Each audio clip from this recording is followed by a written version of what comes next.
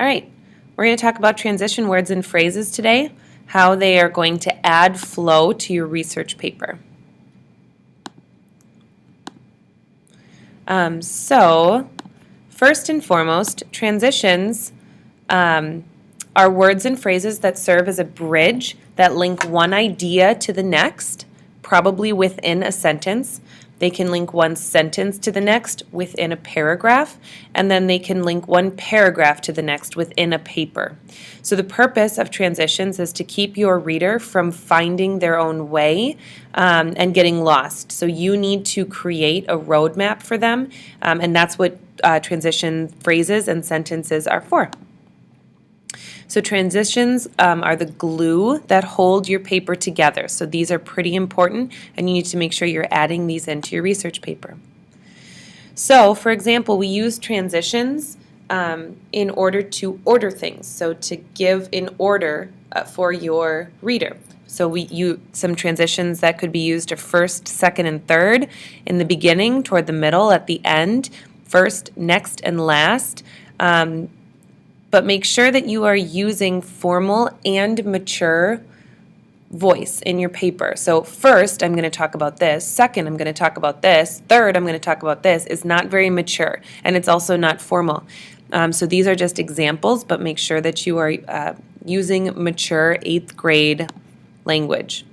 One of the ones I like for your paper, one important issue raised by the use of steroids in sports is, and then you can go ahead and give your topic sentence or an example.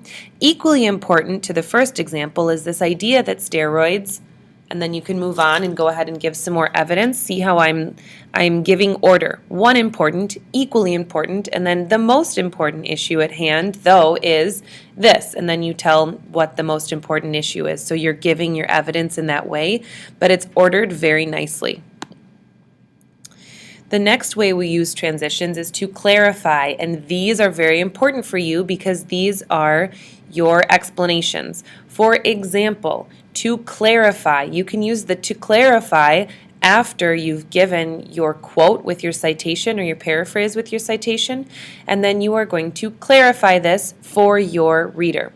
For instance, in other words, put another way, and then you give another explanation, or to illustrate the point. And then, again, you give your explanation after these. These are good transition words to clarify. Okay? We can also use transitions to compare.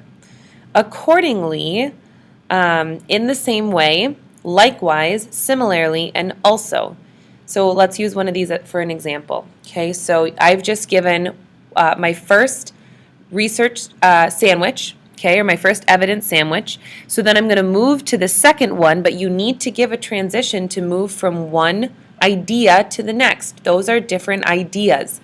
So the first evidence, and then in the second one I could say, in the same way that this proves that steroids are unhealthy, Mark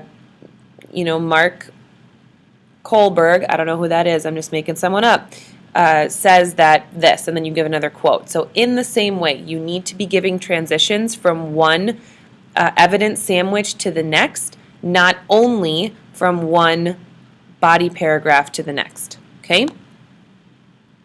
So we use them to join two ideas together to indicate a shift of thought and to contrast or to sum up a conclusion. Again, these are those reasons why you're going to need to create and put transitions into your paper. So finally, to sum everything up from what I just talked about, transitions aren't only fun to write, they're important for your reader, so you give them a roadmap of your paper. I'm sorry, it says speech. They bridge ideas together seamlessly.